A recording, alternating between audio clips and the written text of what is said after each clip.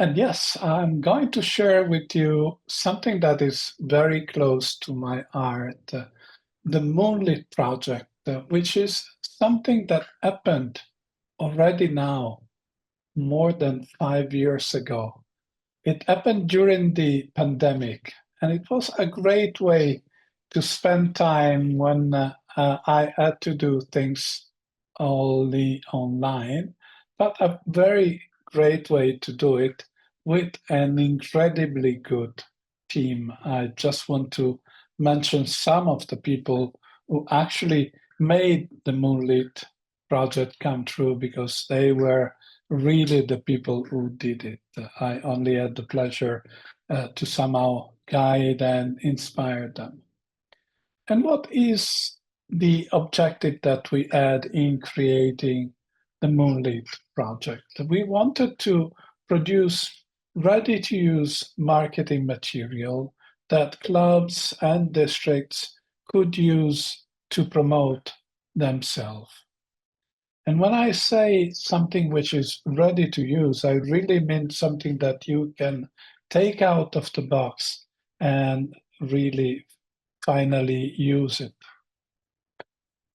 Tonight, I would actually like to go through 3 steps that make up the road to produce a marketing campaign, because that's what we aimed at producing, a marketing campaign for a club or a district. And in order to do that, normally you would have to go through 3 steps. You need to make a situation analysis, something that is usually done using a SWOT tool, and take a look at your competition. Then you would have to define a marketing strategy. So identify which one is your target group, how to talk to that target group, which key messages to use and which wording to use. And finally, produce the marketing material, picture and messages. Altogether, that makes up your marketing campaign. And how does it look? It looks like this. It's a file with all the information needed, with all the links to your Facebook page or other images that you want to use, the text that you want to publish, when you're supposed to do it, and what strengths and what messages you are putting out there. You could just listen to this and go out because what you need is already here. And for example, we have a plan which is ready to be used and that you're probably seeing now. And that could be everything. But I would like you not only to use the material that we have already made, but rather understand how it works and how we developed it. Because what I would really love to see happening is that you not only take the material we produced, but you adapt it even more to the needs of your club. So let me go through the steps one at a time and show you where you can find the details. So you might want to use those details. So the first step, make a situation analysis, which is actually made up of 2 things. First, a SWOT. A SWOT is a tool that is often used in understanding a situation and making strategic decisions about it. The same tool we use in the board of Toastmaster to understand the situation of Toastmaster as an organization and how it can develop. So our strategy and our continuous refinement of that strategy is always based on this kind of analysis. When you do a SWOT analysis, you're actually looking at 4 different things. You're looking at strengths and weaknesses, and you're looking at threats and opportunities. strengths and weaknesses are usually things that are inside of the organization or inside of the domain that you're analyzing, while threats and opportunities are things coming from the outside, the environment in which you're working, the people, the social situation, and so on.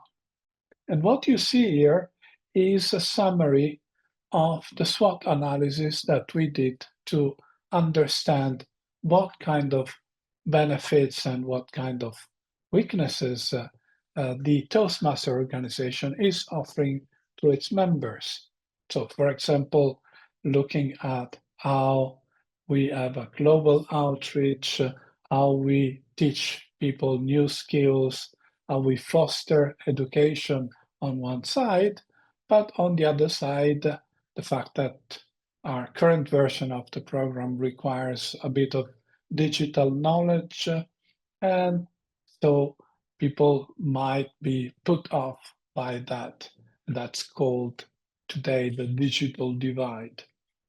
As for threats, we were looking at things in the online world and on the pandemic. So one of the things that we put down is that lockdown as was impacting us, but that later, when we would come back to face-to-face meetings, things would be different. That we were losing members, which is today a reality in Toastmaster. We have been losing members, and maybe now we have finally reached the point where we are starting to gain them again. But on the other side, there are lots of opportunities because there is always a need to develop communication and leadership skills or to practice languages, which we often do in those clubs that are bilingual. So we did a SWOT analysis. And if you're interested in seeing that a bit more in detail, then you can take a look, if I can show it, to our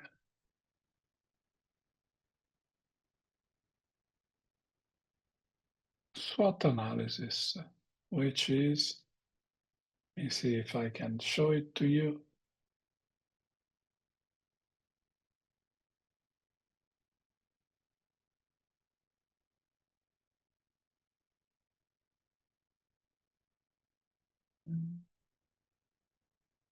Why are things never where they are supposed to be?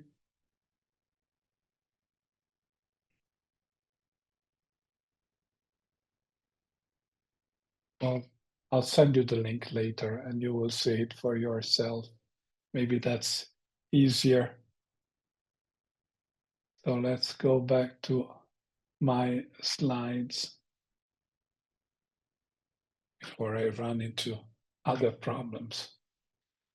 Competition is the next step. You have to look at the world in which you're living. And Toastmaster doesn't live in complete isolation. There are others who are providing services that are somehow similar to those offered by Toastmaster. So on the nonprofit side, there might be association of speakers, universities, or things like TEDx that offer something similar to Toastmaster or that covers some of the areas of Toastmasters. On the private side, there are organizations like Dale Carnegie, which are offering trainings on public speaking and leadership. And many of those organizations have now moved online or are able to provide online services. So you need to be aware of the competition in order to make sure that you either differentiate your services from those of the others or put the accent on those points where Toastmaster is much better than others, which probably is everything, but we are not so bragging about how good Toastmaster is. It's just a fact. Next point, define a marketing strategy. In order to do that, the first thing that you need to do is, based on the situation analysis, decide what is your target.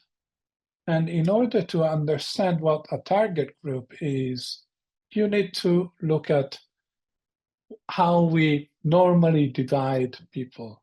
And this is very often with so-called psychographic identifiers. So we tend to group people by their age or by the profession. So we might be looking at the millennials between 25 and 34 years old, or Generation X, 35 to 44, or many other groupings. Or we might be looking at a group of young professionals, mid-career professionals, older people, people interested in personal skill building, and so on. And we are also keen to understand where these people live, because that influences the group also. So they might be living in all of Europe if you're marketing for the entire region 10 of Toastmaster, or maybe England and Ireland, District 71, or maybe a specific part of District 71. Maybe you're looking at people living in London. How do you get information about these people? Well, we have a few statistics within Toastmasters, but you can also look at public resources like Eurostat or similar companies, organizations that offer this kind of information. We have decided to work mostly with two groups, Millennials and Generation X, because that was the group on which we had an idea we would find more people interested in Toastmaster. But that doesn't absolutely mean that the other groups are not interesting. And we try to cover for all other groups. But suppose you're also interested in one of these two groups, we made a bit more of an analysis of those groups. So the millennials on one side, they're technologically adept and they're hyper-connected. They have achieved financial independence. They are keen on intercultural learning, connection, relation, experience is things that they look out for. On the other side, Generation X is maybe not so technologically adept as millennials, but they're okay. They're quite self-reliant and flexible. Many of them are seeking professional empowerment. They are seeking a work-life balance, and they like living in an engaging environment. Now you can go even more in detail in understanding these groups. And most of all, you can start understanding what these groups are interested into. For example, quality education at a sustainable cost, or new communication leadership skills, creativity, global outreach, better practice of a foreign language, learning from the best, or having easy access to mentors, and have a safe while engaging and inclusive environment in which to operate and live their learning experience. That makes up the idea of your target audience. And once you know them better, you will understand what to say and how to say it in order for your messages to resonate with that audience. Once you have an idea of the people with whom you want to talk, then it's time to create key messages for that audience. And in order to create those messages, you have to understand what benefit you want to highlight. And this is where the work that you did in the SWOT analysis comes useful, because you have identified strengths that you would like to promote. The key message explains that strength in a way that resonates with your target audience. So it tells target audience how they can use that strength of Toastmaster and in which context it can be done. So we have a key message and some surrounding information which helps get that key message across to our target. You see, here we have a couple of examples of those key messages and how they can be different depending on your target. So for millennials, the message that we wanted to pass along is find your dream tribe. Look, in Toastmaster, you'll find a group of peers that will help you in growing together. And for Generation X, the message that we decided to use was a bit different. Experiment and grow. Invite them to Toastmaster as a place where they can try out different things and while doing that, grow. And you see the two different images. Those images are really important. They need to relate to the target audience. So this is why on the left, for the millennials, we have a picture that includes people of their age, and the same on the right for Generation X. We want to have not only the key phrase, but we also wanted to add some text which you could use in different social media to give a bit more detail. So for each message that we crafted, we created an extended text that goes for the different platforms. And you see in this slide, we have a message that has been crafted for LinkedIn, where the tone and the wording is in line with what is needed in LinkedIn, which is a more professional social media. For Twitter or X, like it's called today, we needed to have shorter and down to the point terminology. We needed to use tags, those words that are preceded by that funny sign, and a very short phrase that would put across what we wanted. And for Facebook, you were allowed to have a longer text. You could use tags, and maybe the text and the wording there is a bit more familiar, a bit less professional than in LinkedIn.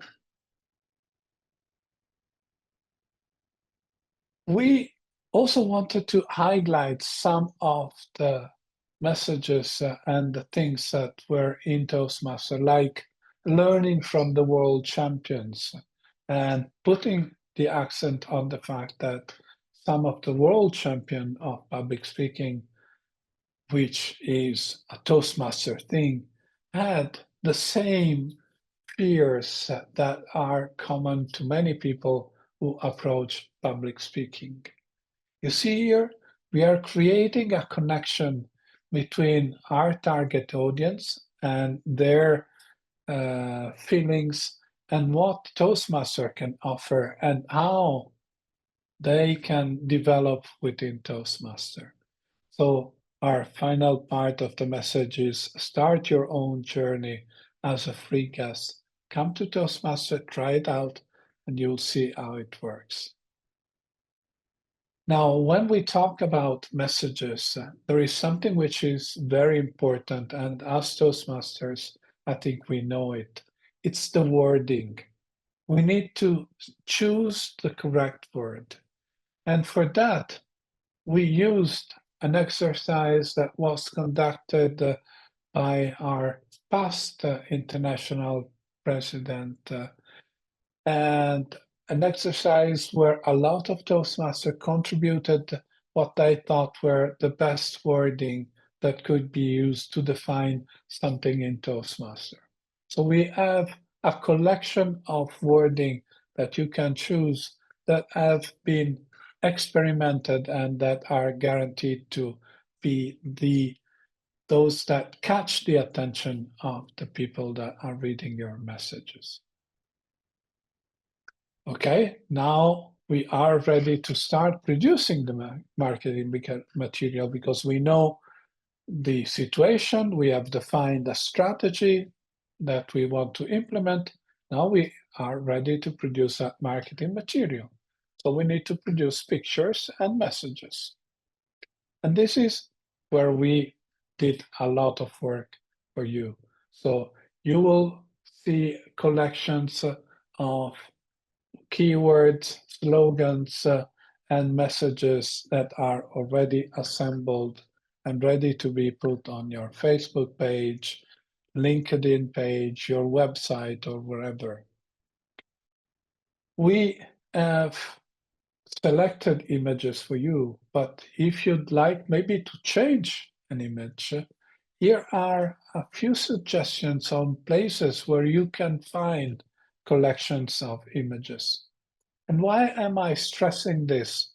Because one of the things that I believe is really important when you want to adapt the marketing material is to make sure that the picture you have chosen really resonates with your audience.